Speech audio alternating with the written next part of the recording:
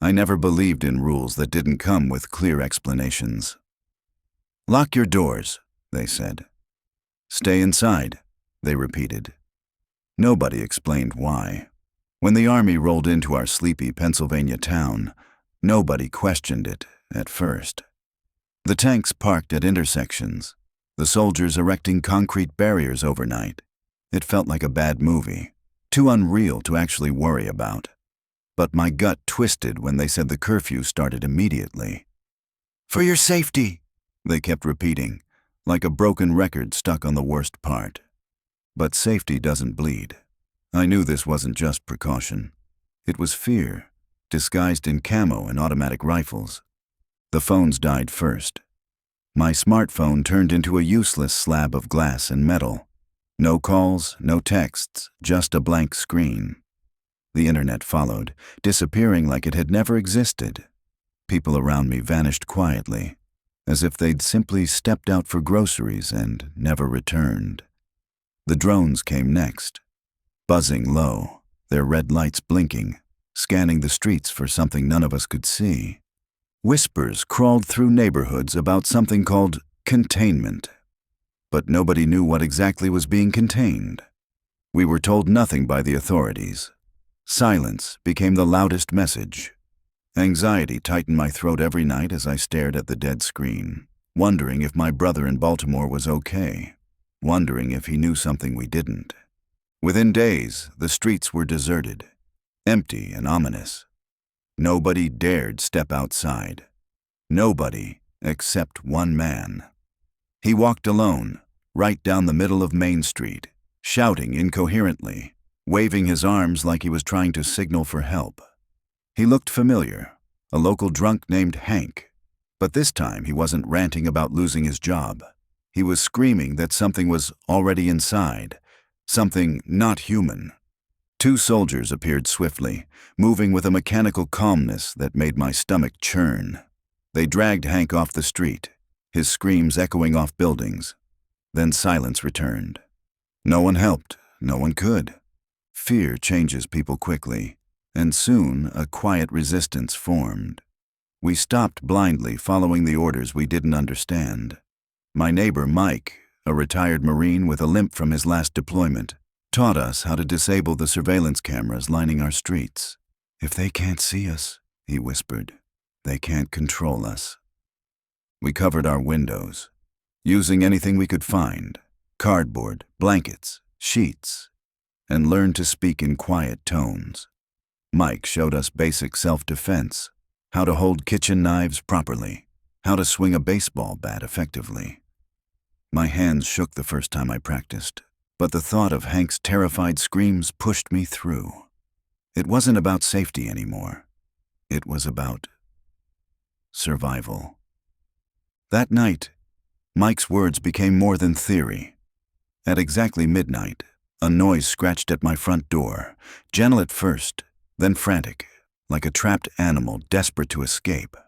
My heart hammered in my chest as I approached, knife gripped tight enough to whiten my knuckles. I paused inches from the door, listening. Whatever was outside didn't speak, didn't shout. It scratched and whimpered. The sound twisted my insides with pity, but Mike's voice echoed in my head. "They're not what you think. Don't open your door tonight." I stayed silent, praying the thing outside would leave. Minutes felt like hours until the scratching finally stopped. I exhaled softly, the relief short-lived. A scream pierced the darkness, loud and primal, a scream that didn't belong to an animal. My blood froze. It came from the house across the street, the home of an elderly woman named Edith. Another scream followed, then abruptly cut off. I moved slowly toward my window, peeling back the cardboard just enough to peek outside. Under the flickering streetlight, Edith stood perfectly still, staring directly at me. Her mouth hung open unnaturally wide, her eyes empty, skin pale and glistening as if wet. She didn't blink, didn't move, just stared. I ducked away, my heart pounding violently. Edith was 87 and used a walker. Whatever stood in her place was something else entirely. That's when I knew the soldiers weren't here to keep danger out. They were here to keep us in. And whatever the army feared, it was already inside with us. Tonight, my door stays locked. Tomorrow, I'll have to find answers, because survival just got a lot more complicated. My heart still hammered as dawn crept reluctantly into the sky, painting my cardboard-covered windows a dull shade of gray. Edith's pale, empty stare haunted me long after she vanished back into her home. Sleep was a distant dream, replaced by anxiety that gnawed at my bones. Every creak of my old house sent jolts of panic down my spine. My phone, still dead, offered no comfort. I was utterly alone. But isolation had never been an option. I knew I needed help, allies, someone to trust.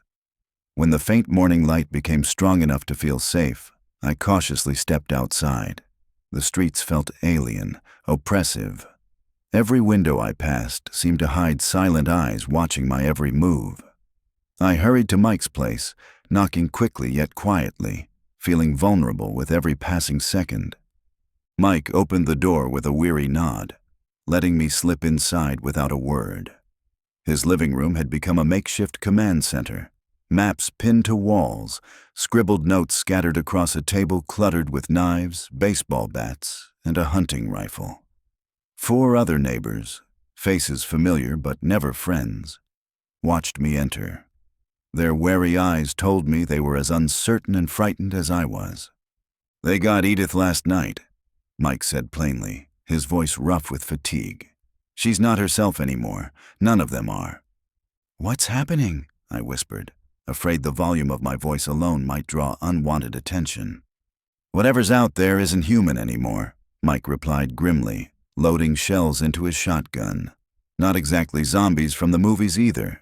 They look normal at first, until they're not. And it's spreading fast." I sank onto a tattered couch, rubbing my face, trying to steady my shaking hands. "My brother lives in Baltimore.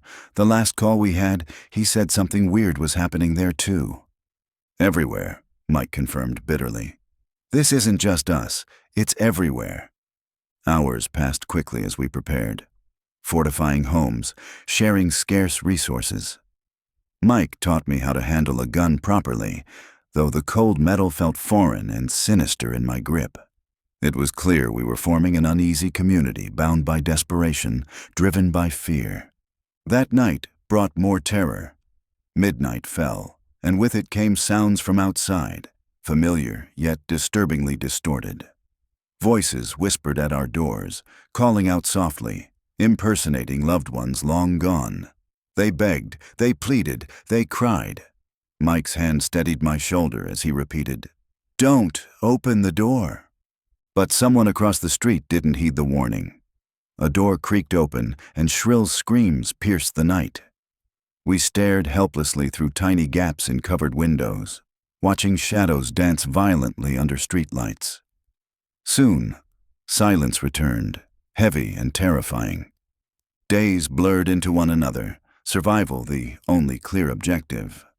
Mike planned an escape through abandoned subway tunnels and sewer lines, away from military patrols and lurking dangers. We descended into darkness, the air thick with the stench of rot and stagnant water. Flashlights flickered across grimy walls etched with desperate warnings. The tunnels were not empty. Shambling figures moved slowly through the gloom, murmuring softly to themselves, whispering madness. We skirted around them carefully, every breath measured, every footstep calculated. But it wasn't long before the whispers turned louder, forming coherent sentences that crawled beneath our skin. "I miss you," a voice hissed, painfully familiar. I spun, flashlight trembling, illuminating a face I had mourned for years. My sister stood there, smiling gently, untouched by the decay around her. "Impossible," I choked out, heart aching, mind fracturing.